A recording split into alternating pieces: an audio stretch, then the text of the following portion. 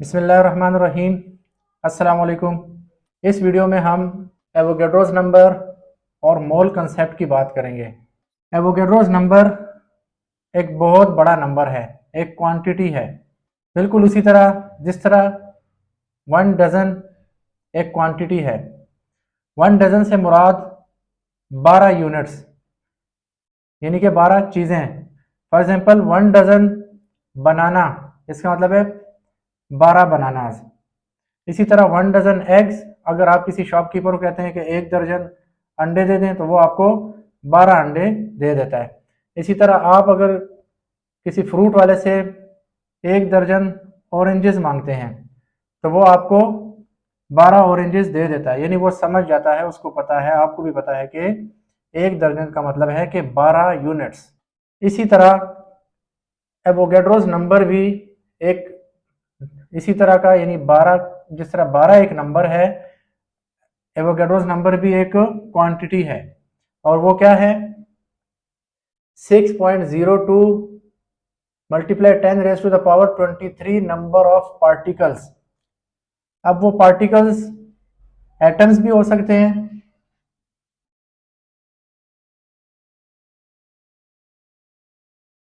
वो पार्टिकल्स जो है वो एटम्स भी हो सकते हैं, मॉलिक्यूल्स भी हो सकते हैं, या फिर फार्मूला यूनिट्स भी हो सकते हैं। यानी कि एटम्स, कोई भी atom, carbon, hydrogen, nitrogen, oxygen, single हो तो वो एक एटम कहलाएगा। मॉलिक्यूल्स, दो या दो से ज़्यादा जब एटम्स मिल जाएंगे तो वो मॉलिक्यूल की फॉर्म में आ जाते हैं, जैसे कार्बन डाइऑक्साइड या वाटर का मॉलिक्यूल। इसी तरह फार्मूला यूनिट्स, वो एटम्स जो आपस में आयनिक बॉन्ड बनाते हैं, जैसे सोडियम क्लोराइड, ये एक फार्मूला यूनिट है।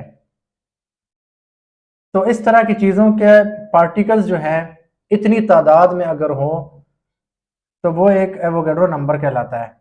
इसका सिंबल Na है। दोनों को कैपिटल लिखा जाता है, लेकिन n को थोड़ा बड़ा लिखा जाता है, और a को कैपिटल ही लिखा जाता है लेकिन थोड़ा सा छोटा करके। तो Na यानी Avogadro number equals to 6.02 multiply 10⁻⁻23 units. अब सवाल ये पैदा होता है कि इस नंबर की जरूरत क्यों पड़ी?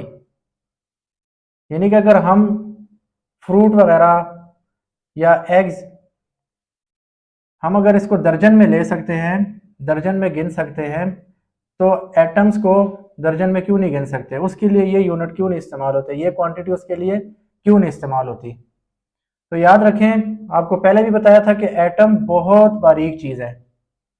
एटम इतनी बारीक चीज़ है, इतनी बारीक कि वो इलेक्ट्रॉन माइक्रोस्कोप से भी बमुश्किल नज़र आती है। इलेक्ट्रॉन माइक्रोस्कोप इतनी पावरफुल चीज़ है कि वो एक चीज़ को, एक डॉट को 20 लाख गुना बड़ा करके दिखा सकता है। तो उस पे भी एटम जो है बड़ी मुश्किल से नज़र आता है। तो एटम्स को हम देख तो नहीं सकते ज़ाहिर है, तो उसको कैसे दर्जन में गिनेंगे, या उसको कैसे पेयर्स में गिनेंगे, दो दो दो जोड़े बना के कैसे गिनेंगे? तो उसके लिए मुख्तलिफ एक्सपेरिमेंट्स करके साइंटिस्ट ने या केमिस्ट ने मुख्तलिफ तजर्बात करके एक नंबर निकाला, और ये जो नंबर है ये 6.02 multiply 10⁻⁻23 number of particles, atoms, formula units या मॉलिक्यूल्स हैं। और ये कार्बन 12 के साथ बैलेंस करके, यानी कार्बन 12 का जो मास है या एटॉमिक वेट है, उसमें इतने नंबर ऑफ पार्टिकल्स मौजूद होते हैं। तो इस वजह से एवोगैड्रो नंबर को एटॉमिक मासेस के लिए इस्तेमाल किया जाता है।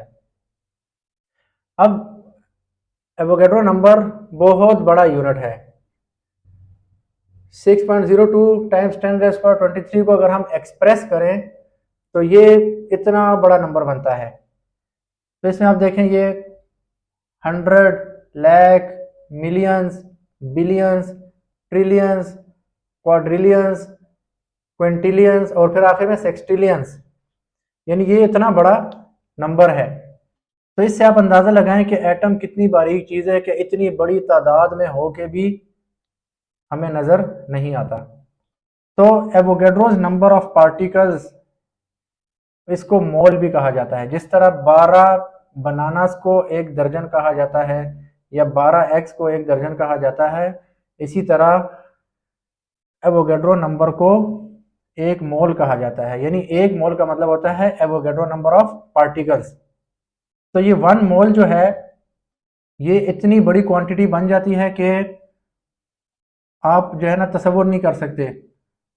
यानी कि आपकी क्लास 9 की कारवान बुक पब्लिशर्स जो है उनके चैप्टर 1 के आखिरी पेज पे लिखा हुआ है कि 1 मोल ऑफ मार्बल्स अगर आप इनको जमा करें तो हमारी अर्थ के गिर्द 3 माइल्स थिक लेयर उसकी बन जाती है। इसी तरह 10 moles of water, 10 moles of water में इतने वाटर के मॉलिक्यूल्स हैं कि वो सहारा डेजर्ट में मौजूद सैंड पार्टिकल से ज़्यादा होंगे। तो इससे आप अंदाज़ा लगाएं कि ये कितना बड़ा नंबर है एवोगैड्रोस नंबर। तो ये एटम्स को मेजर करने के लिए इस्तेमाल होता है और इसी को 1 मोल कहा जाता है। तो यहाँ पे हम मोल की भी बात करेंगे। मोल क्या चीज़ है?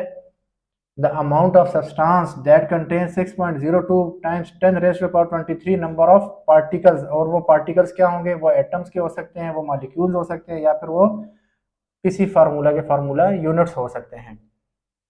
इसी तरह एक और डेफिनेशन है इसकी कि the atomic mass, molecular mass और formula mass expressed in grams is called 1 mole. तो 1 मोल में, यानी कि अगर मैं कहूं कि 1 मोल ऑफ कार्बन एटम, तो उसमें 6.02 टाइम्स 10⁻23 एटम्स होंगे कार्बन के। इस तरह 1 मोल ऑफ वाटर मॉलिक्यूल में एवोगैड्रो नंबर ऑफ मॉलिक्यूल्स होंगे। इसी तरह 1 मोल ऑफ सोडियम क्लोराइड में एवोगैड्रो नंबर के इक्वल फार्मूला यूनिट्स होंगे। तो एक और बात आप याद रखें कि जो सेकंड डेफिनेशन है उसके लिए कि एटम्स को हम, जो एटम्स का मास होता है 3 तरह का होता है। एटॉमिक मास होता है, मॉलिक्यूलर मास होता है और फार्मूला मास, जिसे रिलेटिव एटॉमिक मास भी कहते हैं या एटॉमिक वेट भी कहते हैं। तो अगर हम किसी एटम, मॉलिक्यूल या फार्मूला यूनिट के मास को ग्राम्स में एक्सप्रेस करें तो उसको मोलर मास कहते हैं और वो 1 मोल कहलाता है। जैसे कि mass of carbon atom equals to 12 अगर AMU होगा, यानी एटॉमिक मास यूनिट, तो वो उसका एटॉमिक मास कहलाएगा। लेकिन उसी 12 को अगर ग्राम में एक्सप्रेस करें, वो 12 को ग्राम में लिखें, तो वो मोलर मास कहलाएगा। इसी तरह मास ऑफ H2O 18 AMU होता है, तो ये इसका मॉलिक्यूलर मास कहलाता है। लेकिन उसी 18 को हम ग्राम में एक्सप्रेस करें, 18 ग्राम लिखेंगे, तो फिर वो वाटर का मोलर मास कहलाएगा।